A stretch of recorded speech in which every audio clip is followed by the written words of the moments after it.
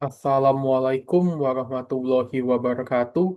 Yang terhormat Bu Dian Palupirini sebagai dosen pengampu mata kuliah Learning Machine L1 tahun ajaran 2025. Perkenalkan, nama saya M. Irfan Nopriansah dengan NIM 0902 12 824 29108. Pada video kali ini, saya akan mempresentasikan tugas machine learning yaitu mereview paper dengan topik optimasi machine learning di bidang pertanian, peternakan, atau perikanan.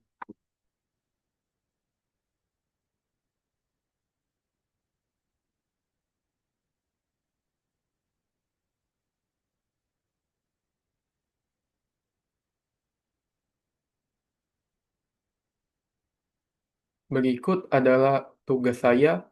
Yang pertama itu ada paper dengan judul Mapping Frozen Fish Quality via Machine Learning for Predictive Spoilage Kinetic Under Subzero Condition. Jadi, paper ini itu untuk memetakan kualitas ikan beku dan memprediksi kerusakan saat dibekukan.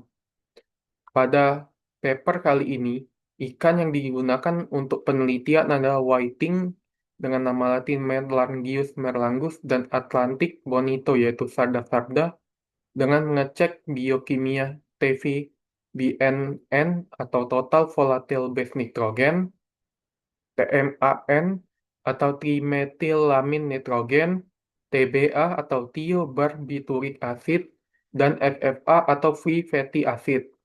Untuk algoritma dasar yang digunakan pada paper ini menggunakan 8 jenis algoritma supervised learning. Untuk memprediksi kualitas ikan yang digunakan, algoritma Naive Bayes untuk klasifikasi probabilitas yang sederhana dan konsisten, support vector mesin atau SVM untuk klasifikasi nonlinear di ruang dimensi tinggi. Decision tree atau DT digunakan karena interpretabilitas berbasis aturan, multilayer perceptron atau MLP untuk mendekati hubungan non-linear yang kompleks, yang dan extreme gradient boosting yaitu XGBoost untuk metode assembly boosting yang punya performa unggul dan efisiensi komputasi pada data tabular. Untuk memprediksi durasi penyimpanan dan memodelkan pengaruh kondisi beku, digunakanlah SRT, PR, dan FPR. Simple Regression Tree digunakan karena mudah diinterpretasi dan menghasilkan keputusan yang intuitif. Polynomial regression ditetapkan untuk menangkap hubungan kurvilinear, sedangkan random forest regression digunakan karena tahan terhadap overfitting dan kuat dalam memodelkan interaksi nonlinear yang kompleks. Kemudian untuk algoritma optimasi, penelitian ini menggunakan hyperparameter tuning dengan pendekatan G-SEAR dengan grid search dengan 10-fold cross validation untuk mentraining data. Setiap parameter disesuaikan dengan beberapa algoritma. Untuk algoritma Naive Bayes yaitu key parameternya disesuaikan dengan default probabilitas 0,0001, minimal state standar deviasi 0,0001, dan threshold standar deviasi 0,0. Untuk support vector mesin, kernel RBF untuk sigma 2,7. Untuk MLP, hidden layer-nya 1, neuron layer-nya 10, dan max iteration-nya 100. Untuk decision tree, quality measure-nya gini, mean record atau node-nya 2, dan reduction error running, dan average split point. Untuk random forest regression, untuk jumlah pohonnya yaitu 100, maksimum depth-nya tidak ada, minimum sampelnya per split itu 2, dan minimum sampel untuk setiap daun itu 1. Menggunakan kriterion gini, bootstrap true, dan random state 42. Untuk XGBoost, objektifnya binary logistik, fiturnya fitur TBN, TVBN, TMAN, TBA, FFA, dan temperatur bulan. Untuk boosting load-nya yaitu 100, base score-nya 0,5, dan trade-nya 6. Ini untuk hasil analisisnya.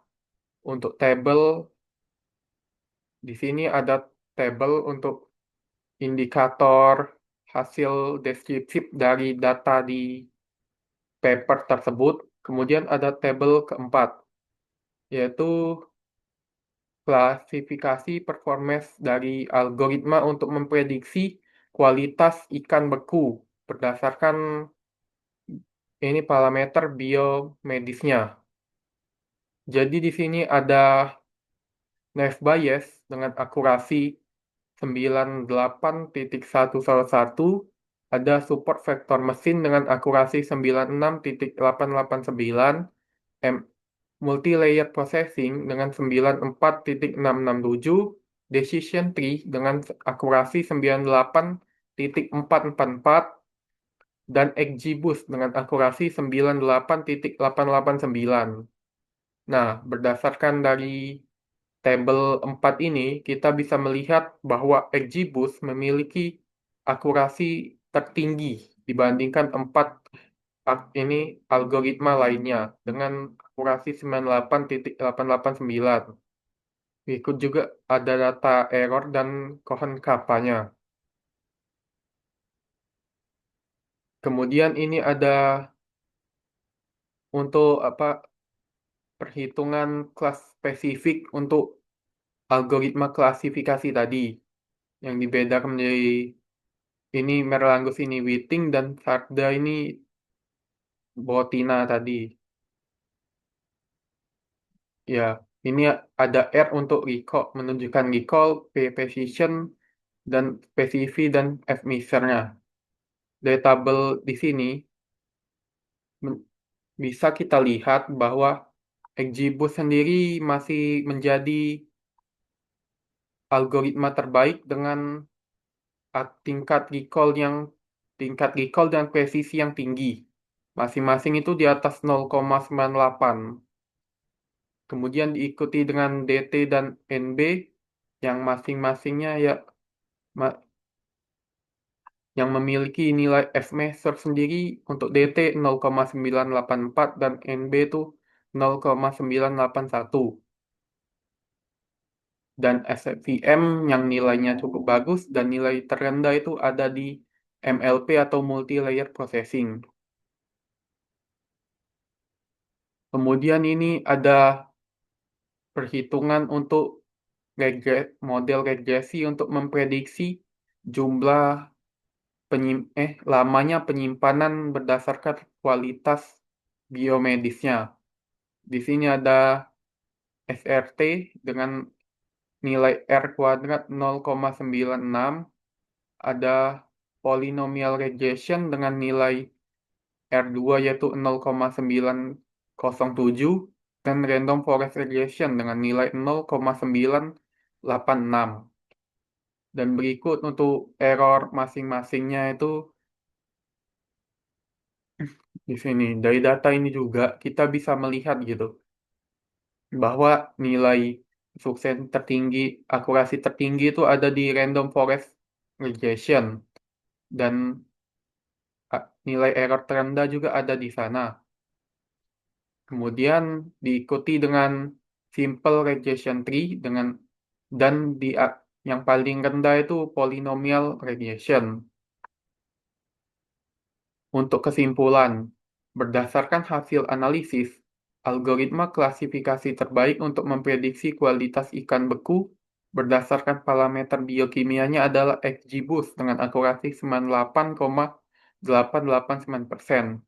Sedangkan untuk hasil regresi untuk memprediksi lama penyimpanan berdasarkan indikator kualitas biokimia, random forest regression keluar sebagai algoritma dengan prediksi terakurat dengan nilai R kuadrat 0,986%.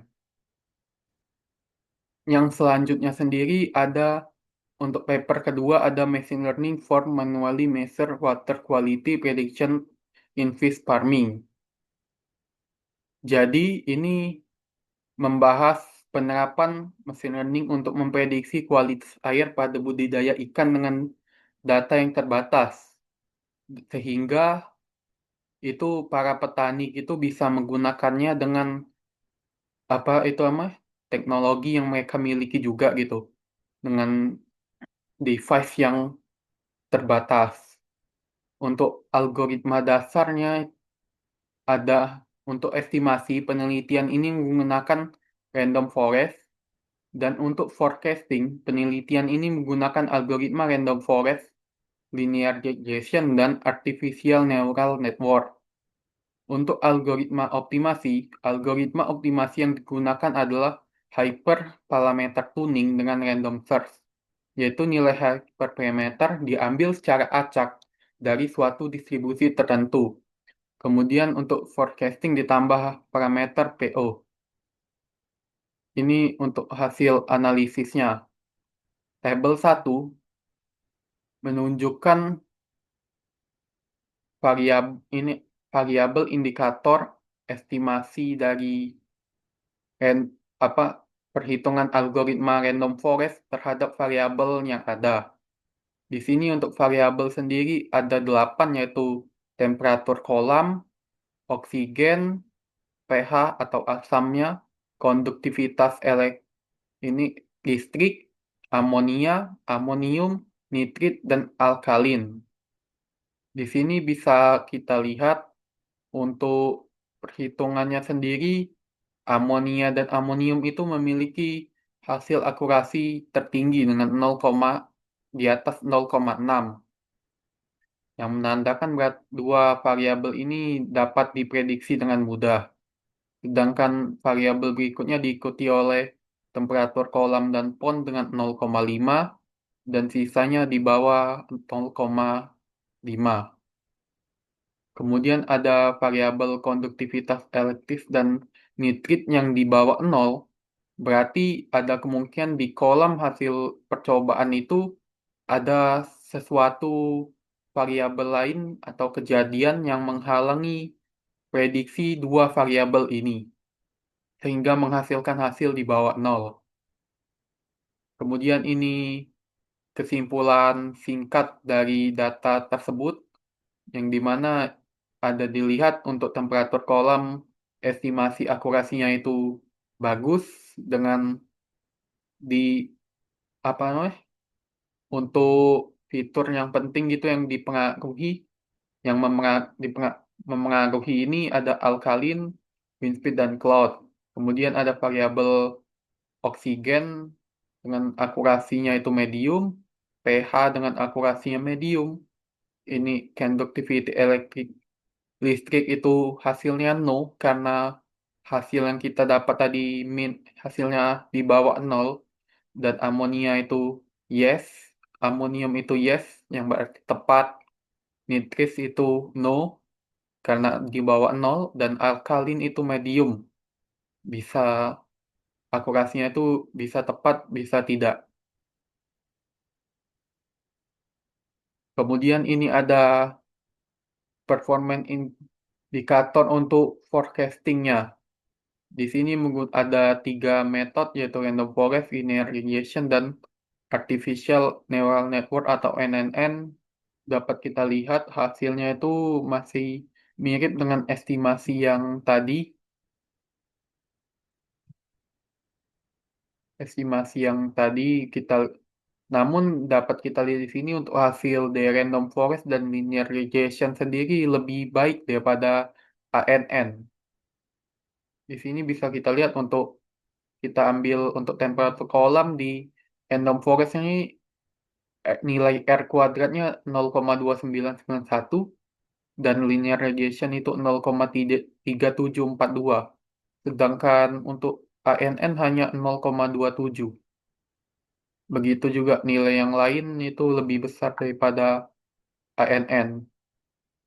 Dan masih seperti sebelumnya, untuk konduktivitas listrik dan nitritnya masih pada 0. Karena emang sepertinya untuk variabel data set yang digunakan memang terganggu. Ini untuk kesimpulan singkat mengenai variabel forecastingnya. Di sini dapat kita lihat bahwa hasil dari pond temperatur itu berubah jadi medium, jadi medium, yang dimana pada saat estimasi itu hasilnya itu yes. Kesimpulan berdasarkan hasil estimasi, hasil analisis, estimasi menggunakan algoritma random forest memiliki akurasi yang baik untuk menentukan kualitas air dengan data yang terbatas. Begitu juga pada forecasting, algoritma random forest dan linear regression memiliki hasil yang tidak jauh berbeda, menunjukkan kedua algoritma ini cukup efektif. Ini penelitian ini sendiri menggunakan data yang terbatas agar para peternak ikan itu bisa untuk menggunakannya dalam perangkat yang mereka miliki. Kemudian ada paper ketiga dengan judul Standardizing Charts per Unit Effort by Machine Learning Technique in Longline Fisheries, a case study of big eye tuna in the Atlantic Ocean. Jadi, penelitian ini berfokus pada standarisasi catch per unit effort untuk menangkap itu tuna mata besar di Samudra Atlantik. Jadi penelitian ini sendiri membandingkan tiga metode optimasi untuk SPM. Untuk algoritma dasar yang digunakan yaitu support vector mesin. Sedangkan algoritma optimasi yang digunakan ada tiga yaitu algoritma genetik atau JA, yaitu algoritma yang didesain untuk meniru proses seleksi alam dan digunakan sebagai algoritma adaptif untuk menyelesaikan masalah praktis. Yang kedua itu ada algoritma Particle Swarm Optimization atau PSO, adalah algoritma yang meniru perilaku kawan burung atau ikan untuk menyelesaikan masalah dengan banyak partikel. Yang ketiga yaitu grid search, yaitu algoritma untuk menentukan kombinasi terbaik hyperparameter. Kemudian kita masuk ke sesi analisis. Di sini ada 6 tabel.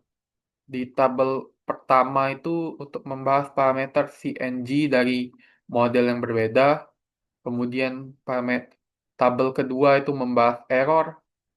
Tabel ketiga membahas korelasi koefisien dengan different model yang berbeda. Yang keempat itu membahas value error NMSE dengan model. Yang kelima itu ada F-test untuk significance non-parametric effect. Dan yang keenam itu statistik karakteristik dari model GAM. Untuk kita langsung lihat di tabel kedua dan keempat itu ada perbandingan dari error yang digunakan. Nah, di sini kita bisa lihat untuk grade search sendiri, dia memiliki pada training data itu errornya lebih tinggi daripada genetik dan PSO. Di sini kita lihat pada MSS ini errornya itu 3,62, yang dimana JA hanya 0,57 dan PSO hanya 0,4. Begitu juga pada MAE, training datanya itu dia research 0,68, lebih tinggi daripada GA yang hanya 0,51 atau PSO yang hanya 0,46. Kemudian pada NMSE juga sama, dia training datanya punya error 0,24, sedangkan GA hanya 0,04 dan PSO hanya 0,03. Namun pada testing, error pada Gitster itu menurun lebih rendah gitu daripada GA dan PSO. Pada testing di MSE-nya, Gitster itu hanya punya error 8,64, sedangkan GA 12,37 dan PSO 10,92. Begitu juga pada MAE, Gitster hanya punya error sebanyak 1,81, sedangkan GA itu 2,11 dan PSO itu 2,02. Dan pada NMSE juga sama, yaitu Gitster hanya punya 0,52 error, sedangkan GA itu 0,75 dan PSO itu 0,73. Namun kalau kita lihat di keseluruhan data itu PSO lebih baik daripada dua vari- dua algoritma optimasi yang lain. Di sini kita bisa lihat untuk komparasi dengan korelasi koefisien yang berbeda, PSO tetap PSO itu tetap yang terbaik, bisa dilihat di sini. Kemudian ini ada tabel 5 dan 6 ini statistik untuk GAM. Di sini dapat dilihat dari variabelnya sini di P-nya itu di bawah 0,001 gitu, yang menunjukkan bahwa variabel yang digunakan untuk dataset ini bagus dan bagus. Dan ini ada devi- deviasi dari GAM sendiri 29,6. Ini untuk penjelasannya.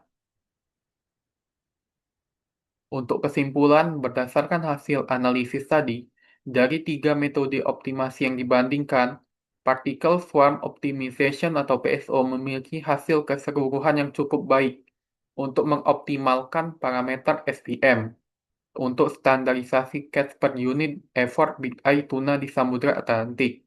Namun, dari hasil analisis juga, meskipun PSO dan GA memiliki hasil yang relatif bagus, kita perlu mewaspadai potensi akan overfitting. Baik, begitu saja presentasi dari tugas review paper untuk machine learning pada video ini. Jika ada salah kata, saya mohon maaf. Terima kasih atas perhatiannya. Saya tutup dengan wassalamualaikum warahmatullahi wabarakatuh.